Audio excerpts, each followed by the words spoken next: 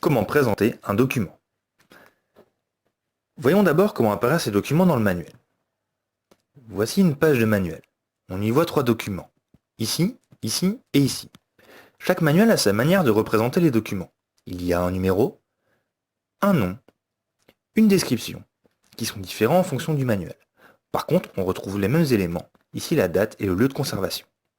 En effet, pour présenter un document, il faut commencer par dire quelle est la nature du document, c'est-à-dire quel est le type de document, une peinture, un texte historique, etc.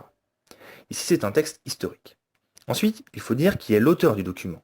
S'il n'est pas connu, il faut préciser que le document est anonyme. Ici, l'auteur est Aristote.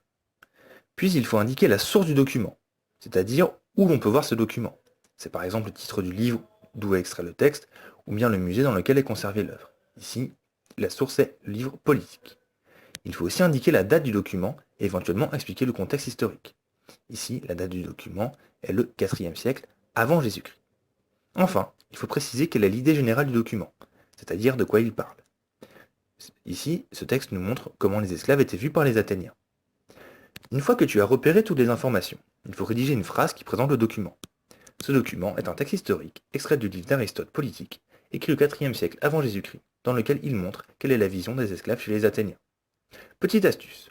Pour vous rappeler de tous les éléments qu'il y a à préciser, vous pouvez retenir NASDI, nature, auteur, source, date, information.